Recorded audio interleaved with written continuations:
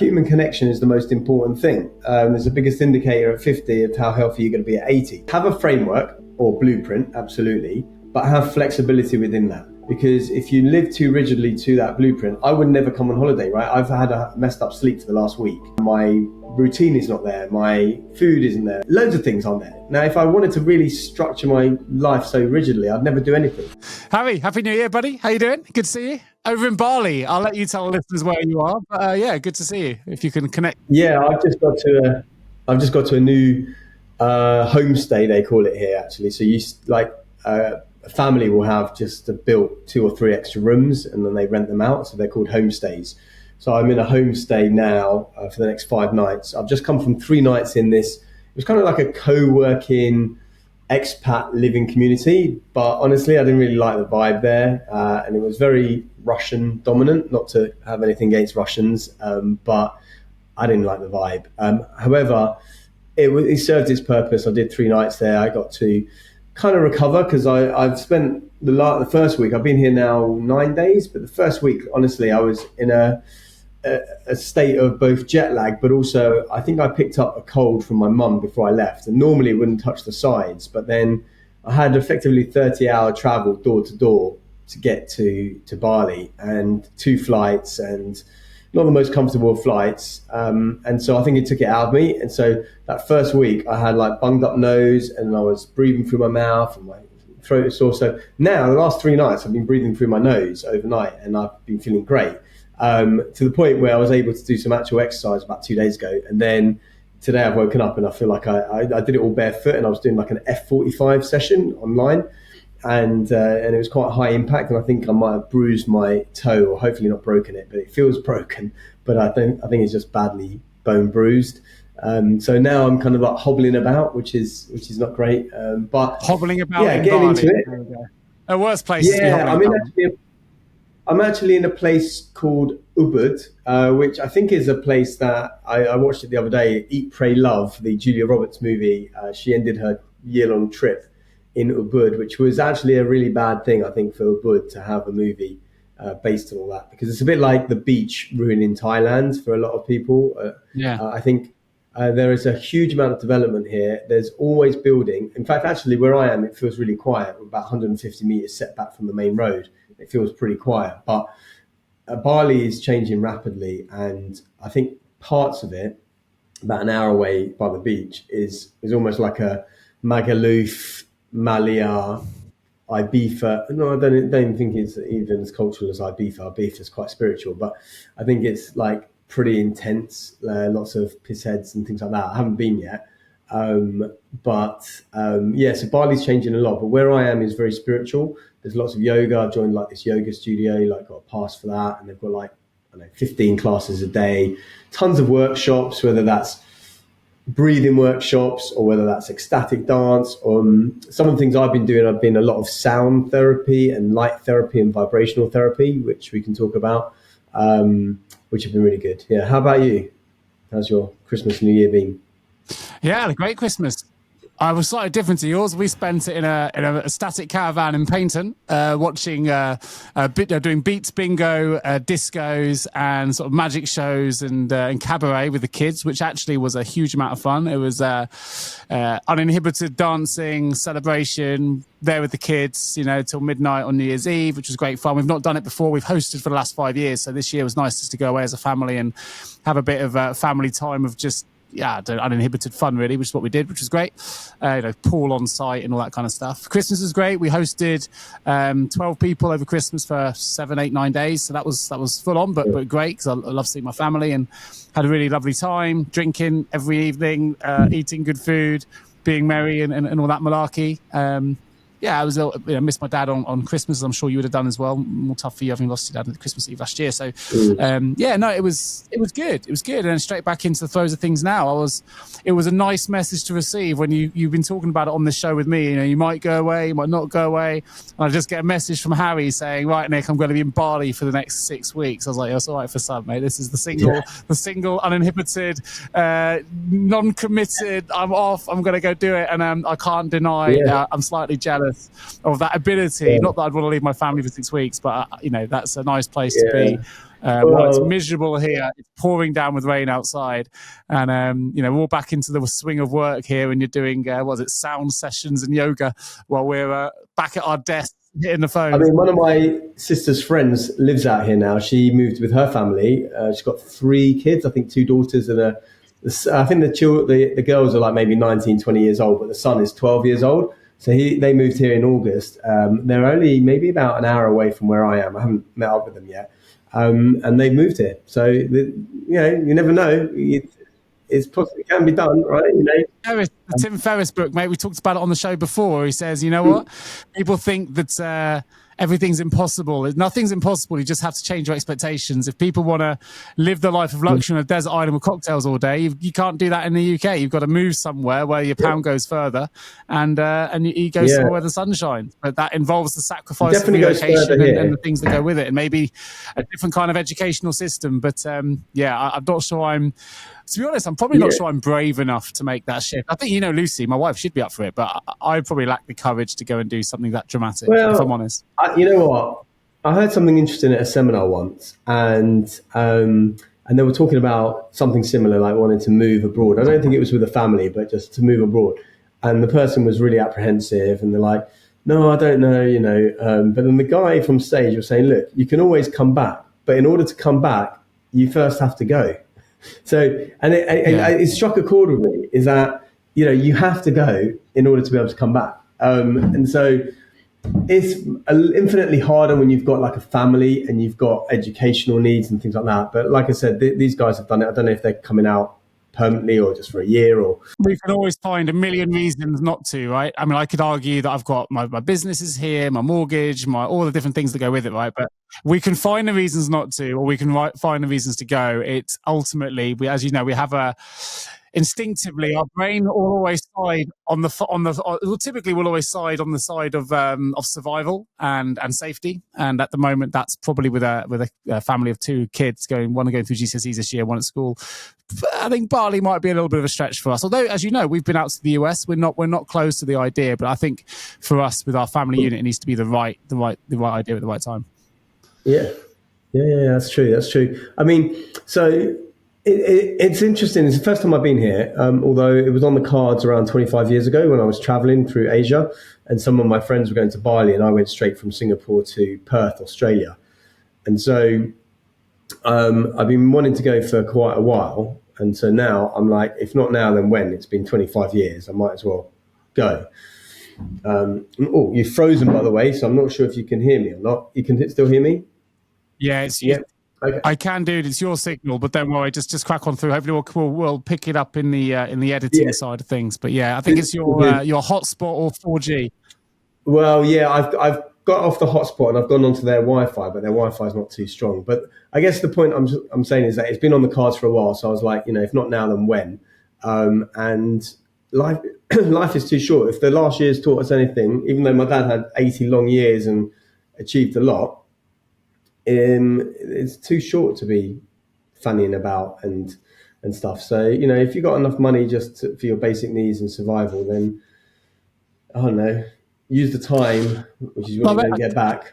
I read a book over the festive period called "Reclaim Your Brain" by Joseph I think it's all in front of me now, Annabali. Quite interesting. Nothing necessarily new, but good to reinforce existing knowledge, if you like. But there were some interesting stats in there, and it talks the brain talks about how the brain typically will always favor the side of safety, funny enough, because we were just talking about it, which is what it brought it to my attention. But the idea of safety and survival, and it talks about 10,000 years ago.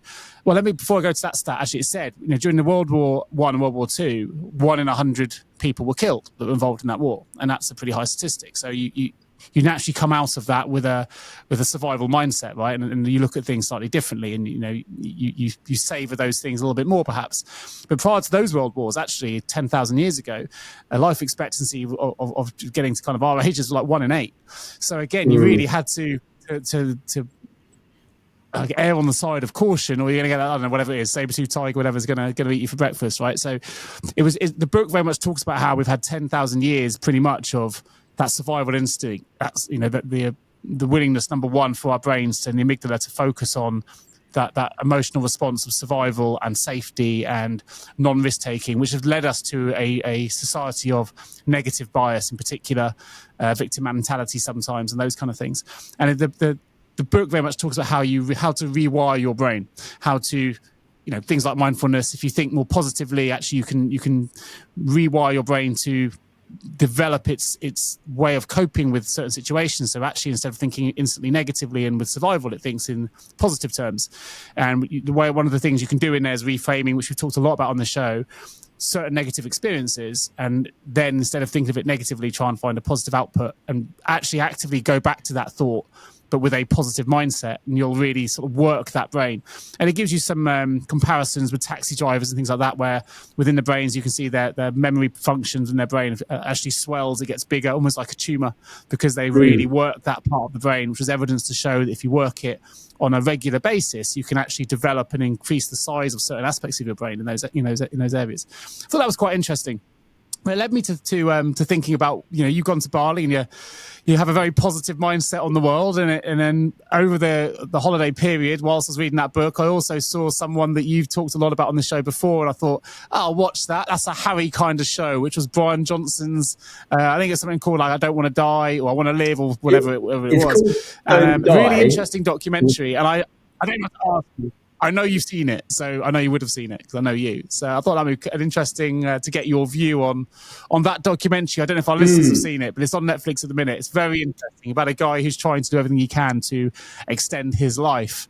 But I think it does throw into questions whether he's coming from a place of negative survival mindset or a positive mindset. I think he's I don't want to use the word weird. I think that's probably unfair, but a strange individual, shall we say. I find it a little bit creepy. I can't deny it.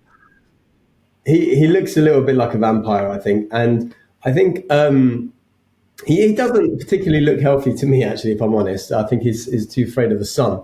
But I have seen it. I've known about him for a while. So yeah, with Bryan Johnson, what annoys me actually, he calls this thing blueprint, which is actually something I developed about 8-10 years ago.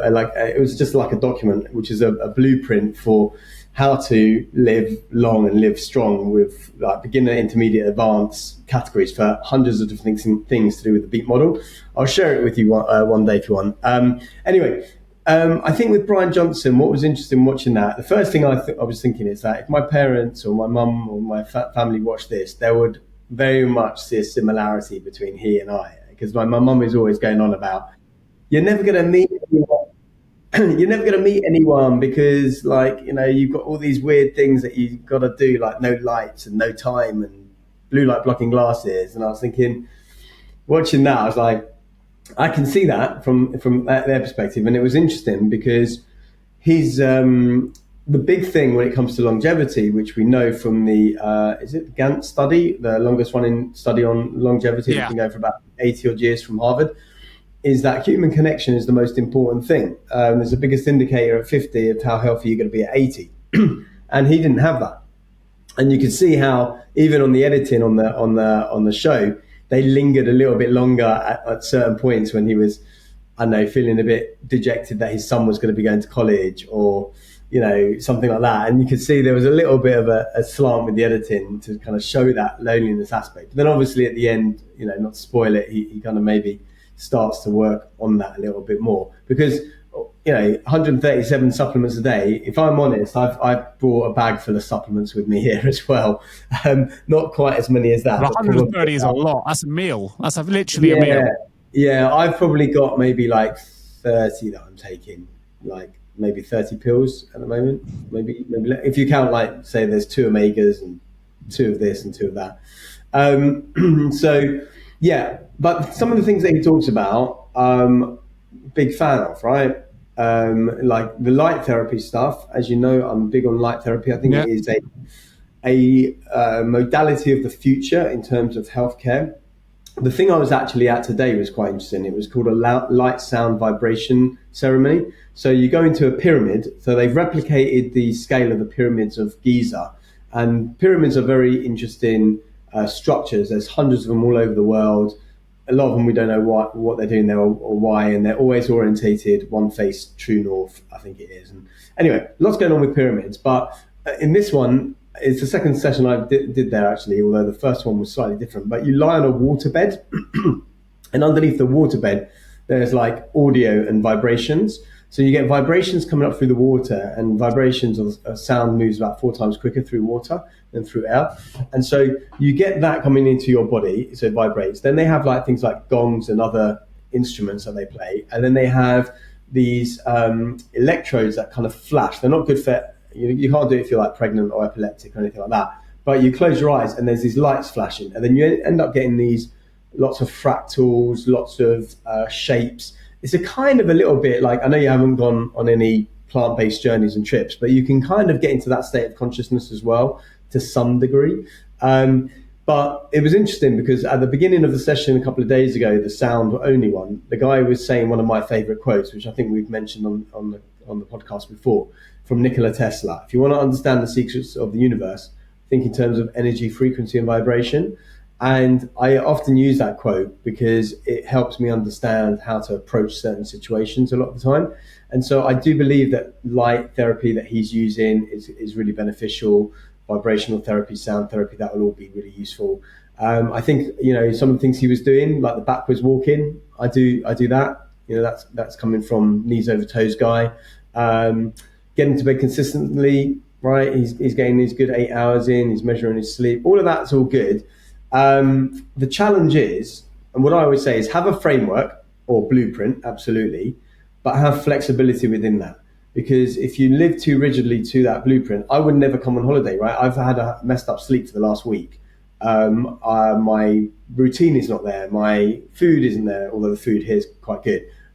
Loads of things aren't there. Now, if I wanted to really structure my life so rigidly, I'd never do anything.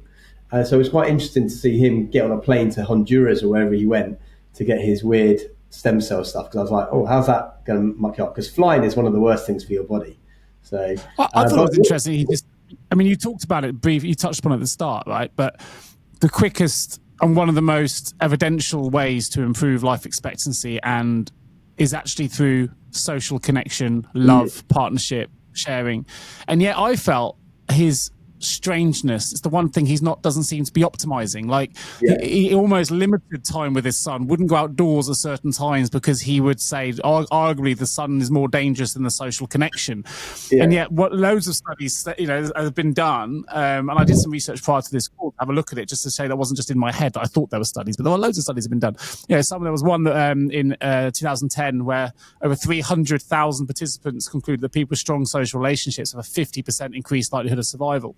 On average lived 3 to 7 years longer than those with poor social connections and I think that's the thing, he didn't seem to be prioritizing at all. I think they can be it can be quite damaging. Maybe a little bit towards the end there's a recognition, but really he wanted to get it felt like a narcissistic way of saying what he's doing. I don't know if narcissism is quite fair, but I don't know. I felt that he cringed me out. I'm not going to lie. This is my take on it. He's in the pendulum swing at the moment. So I think we've talked about this before, right?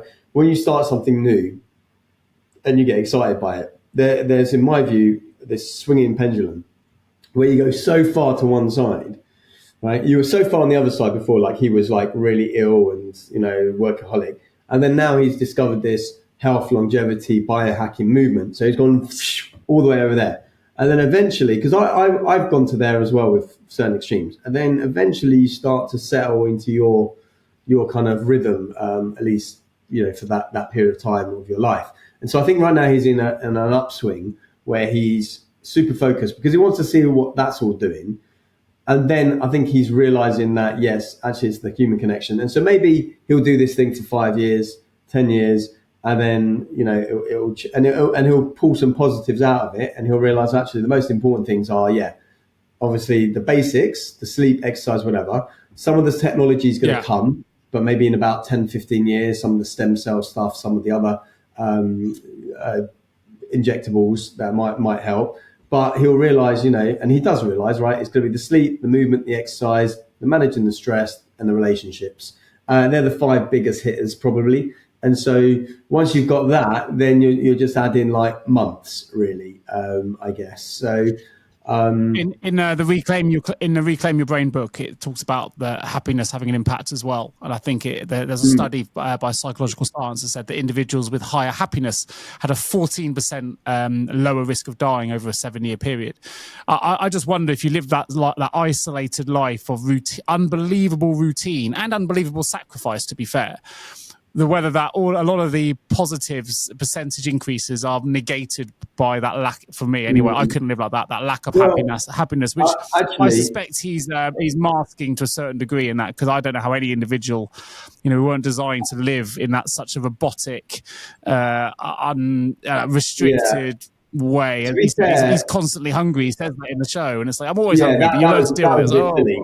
That's a bit silly, I think, being constantly hungry. But to be fair to him, I think he was always socially awkward. So prior to the health stuff or not, right? Didn't have many girlfriends, if any. He had that 1 or 2 relationships, that was it. And so that is something that was always there.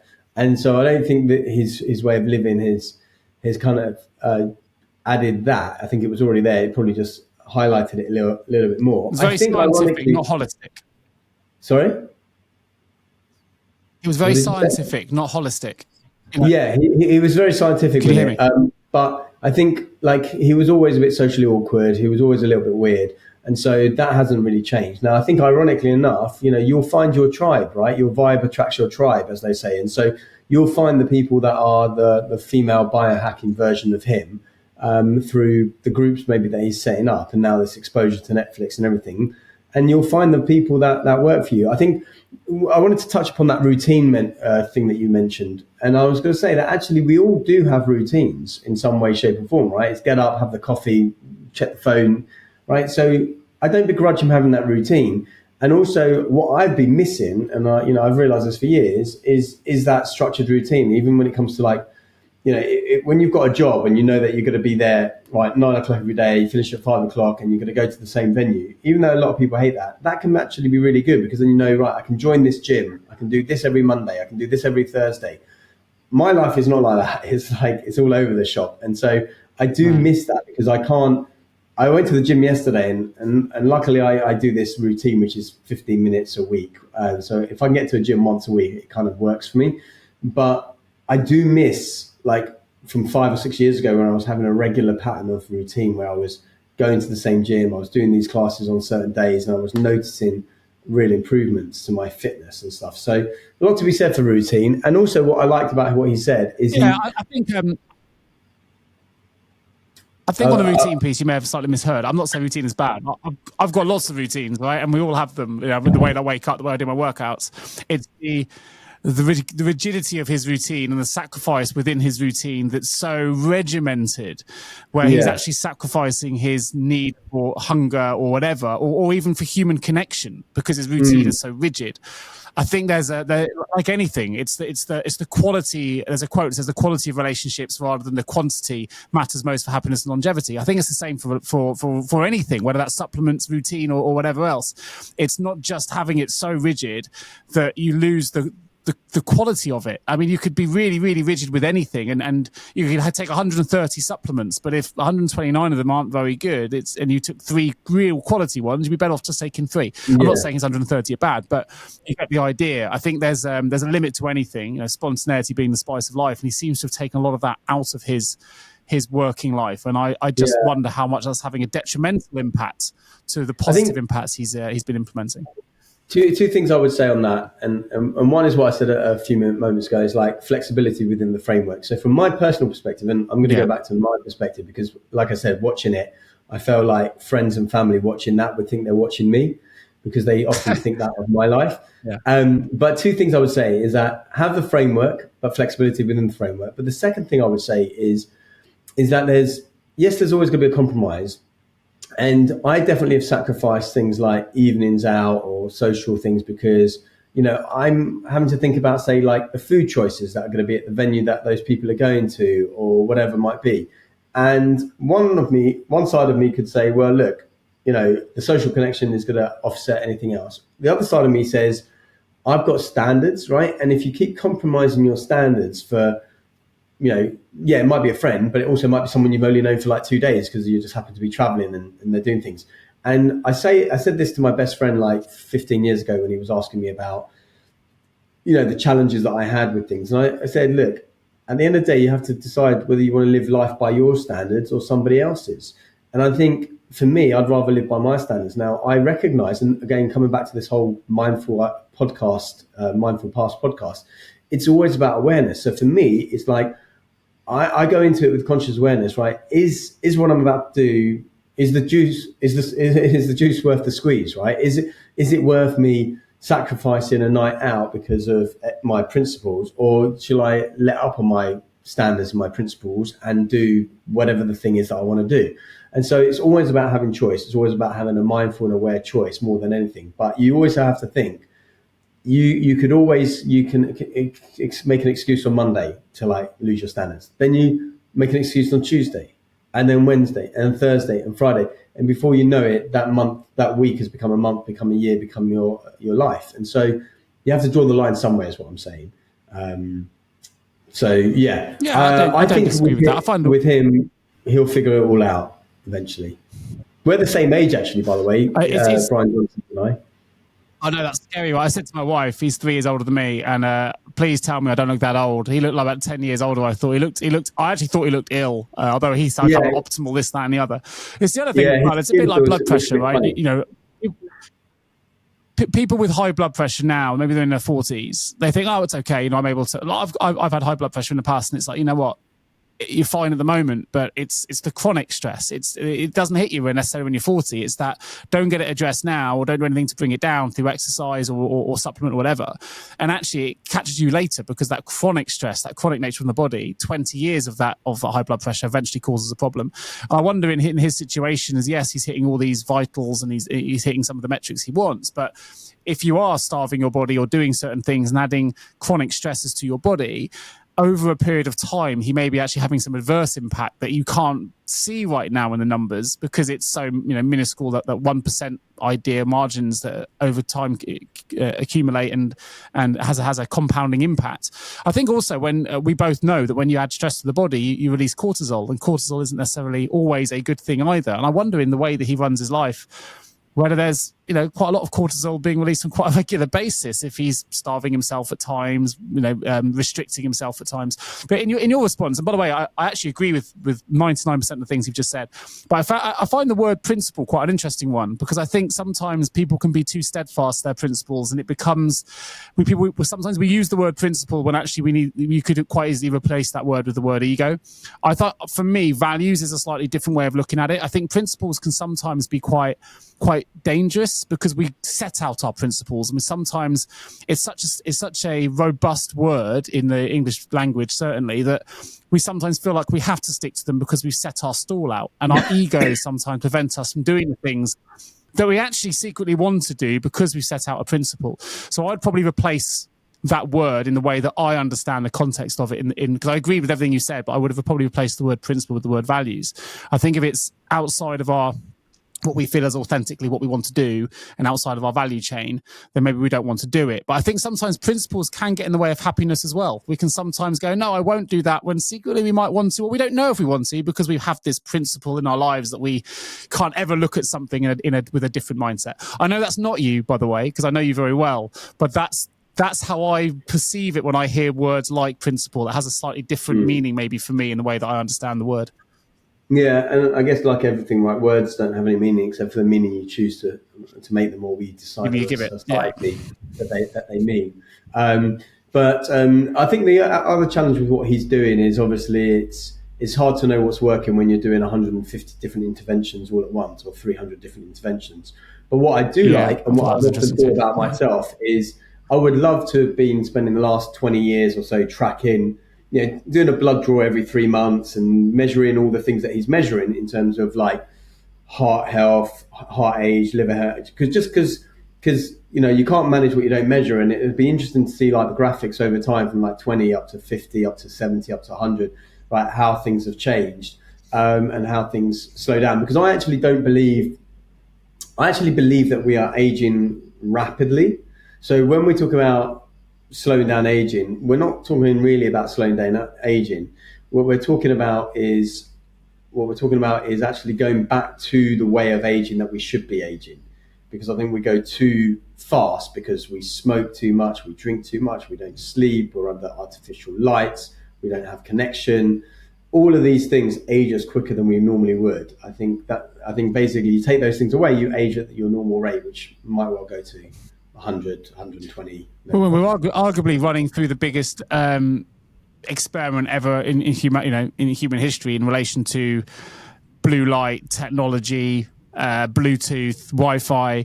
We're not really going to know the impact of any of those things for another, probably best part of a generation, really. We may well be looking back at these times and looking at our whole, the generation we're living in now and going, we were absolutely crazy to have these things near our heads at night, to be on our phones at certain times, because this technology didn't exist 100 years ago. So we are literally a living experiment now, and we think it's okay because there is no previous science to say that it's not okay.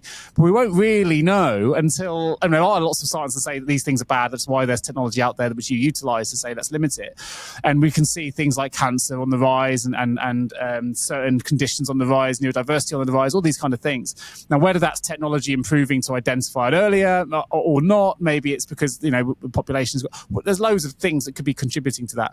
But it will be interesting looking back if you could fast forward 100 years and go, they're going to look at our generation now and go, I cannot believe they did this, and this. We don't know what those things are yet, but I suspect, even though I am someone that does have their phone by them at night time on a charging stand and things like that, I suspect they're the kind of things I'll look at and go, they were absolutely mad.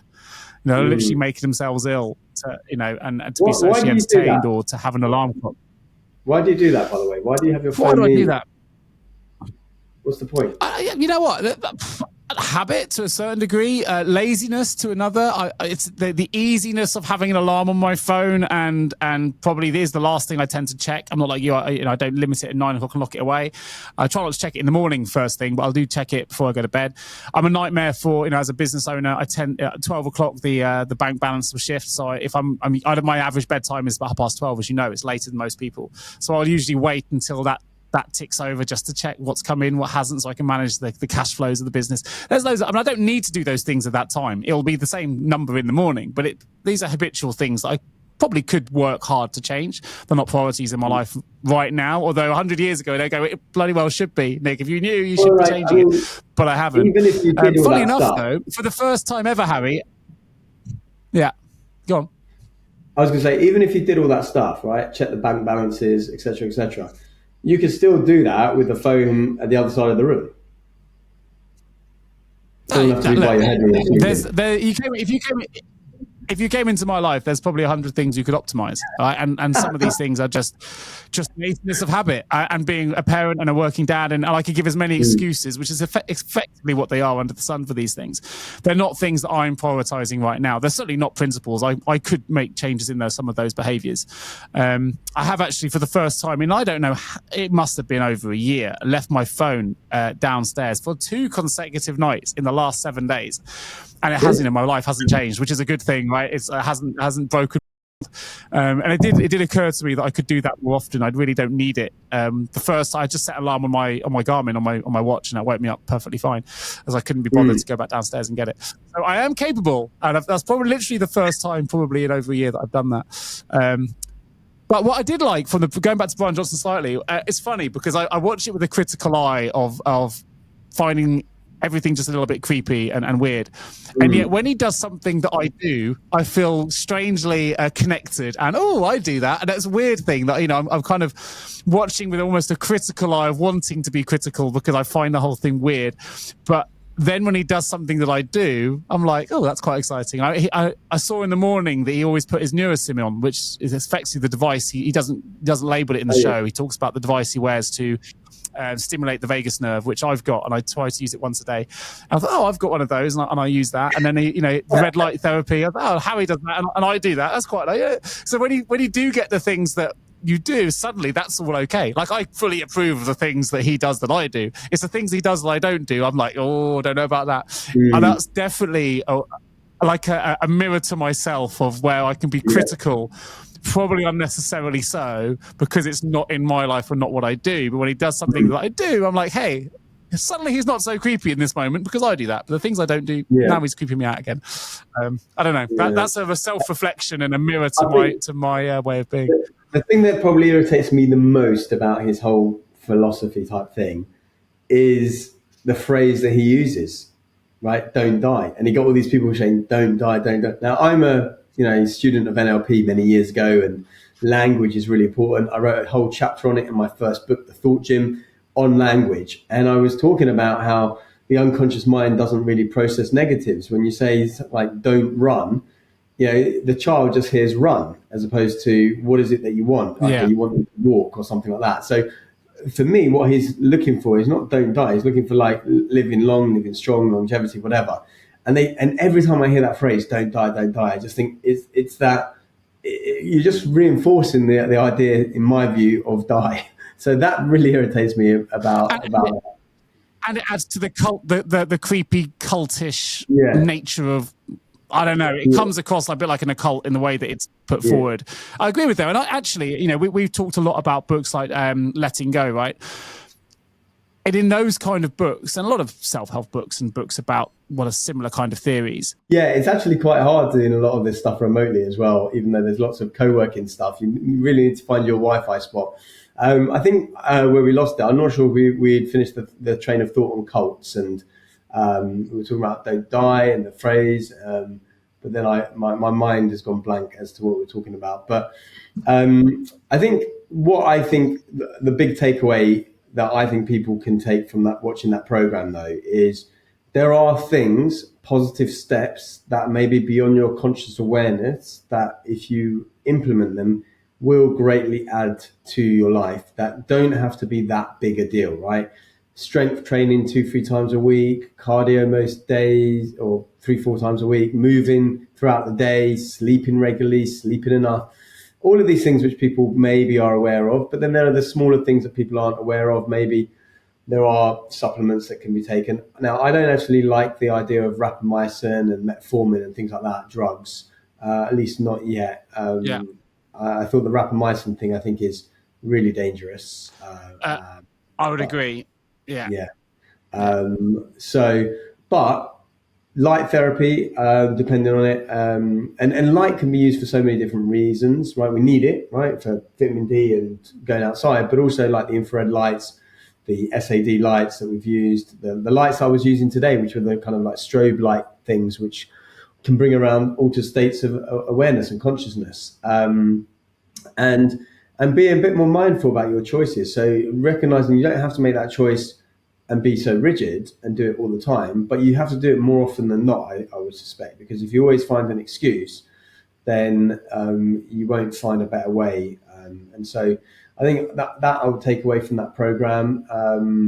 But like everything in life, for me, aging comes to this idea of stress, whether it's a stress in an emotional stress, mental stress, physical stress, food stress. And it's always not about eliminating stress, because stress helps us grow, right? But it's always about management of that. And so, even coming out here, there's lots of stuff here in Ubud where I am, which is all about the spirituality side of things, the different workshops. They're literally, I think I posted on my Instagram story a couple of days ago, I was at one place, these pyramids of chi, which is where I was today. And they had like 100 different types of workshops, from rebirthing to RTT therapy to all sorts of crazy things that maybe not even I'd heard of. And so there's tons of these things that are available to you to help you. It's not just alcohol and cigarettes that can help you. Okay, so that would be my big thing, walking away from. I always assume these things you go to, Harry, are secret sex conferences, and everyone's naked doing hitting big cymbals and patting on drums in sarongs. That's the image I have of you in Bali, surrounded by people in sarongs hitting cymbals. Yeah, went to actually a really, really, really cool spot on Sunday, and they had like a breathwork ceremony to start with, followed by an ecstatic dance at like 11 o'clock in the morning on Sunday. So sober dancing, but the music is to get you moving. And it was in this amazing temple venue. No, I mean, obviously, most of the guys like myself, we're just topless because you are, Not fair and enough. I'm Of course. topless for Standards. one very practical reason. Actually, it's because I only Sorry, got I'm teasing. I'm one teasing. vest top with me, which is what I was wearing, so I don't want to get sweaty. So I try and not wear the clothes as much as possible so that I can save on the washing up or the washing. But then after that, there was like a gong bath, and then there was a big, nice closing ceremony, and then we spent the day in the saunas and the steam. So there's all this kind of stuff here, which is great. I have actually met up with a couple of people from my Mind Valley days as well. Some who are living here, some who are just extended travellers. Here we go. The Mind Valley sex shows. We've heard about these before. We've heard about these before. No, I'll never there forget is actually an event that one you happening. went to, the seminar where everyone's Oh yeah, touching bodies, and you're like, no, it was all. I was like, this is just a that's sex actually conference. Come on, that was man. actually a really good session. Actually, really good practice. So I'd like to do more of that. I have to It say. sounded like a good session. Yeah. No, get But it. they actually have a Mind Valley event this weekend that we're recording in Dubai. So if you've got the impetus for a last minute flight to Dubai tonight, it's called the Future Human event. So it's all about the stuff we talk about a lot of the time about health and optimization and things like that. So I don't know if you're going to do a last minute flight to Dubai for the weekend, but it'd be a good one. No, sadly not. I mean, it sounds like great fun. I'm keen to go to a Mind Valley event. Actually, not because it's a big sex conference, because I'm not sure my wife and family would be so impressed. And I know you do say a lot of families do go, and I'm jesting a little bit, but yeah, there are you get some interesting speakers and some interesting events. So maybe I will get myself along to one at some point. But I think Dubai this weekend might be slightly pushing it. In fact, actually, it was my son's birthday yesterday. He was 11. Oh, yes. So this weekend, in my wisdom of saying to my wife, we'll keep his birthday easy. We're going to do a big sleepover. And I was like, no, let's just do an event. It's a couple of hours, nice and easy. We'll manage it through. So I looked online, found laser tag, which sounds like a lot of fun. Not weather dependent because it's indoors. I thought we'll do that, and we'll invite all his football pals. He plays for the Exeter Town under 11s. And I thought, chances are not everyone can make it. If they can, great. It'd be great fun. Let's get it done. Anyway, put the memo out, and everyone can make it. I think there's like 2 people that can't. So now we're organising. It's turned out into laser tag for 17 people, which isn't inexpensive. I'll be honest. The bill is slowly risen, and we can handle that bit. But now we're also taking 8 of them to the event and 8 of them back. And then Lucy's like, "You've just turned something." Which a sleepover would have been complicated enough, and now it's a full thing. Like, in my wisdom of trying to make things easy, it turns out I've made it 10 times more complicated and more expensive at the same time. But it should be a lot of fun. So laser tag on Saturday, son's birthday, straight after an away game in the under 11s plate at Crediton.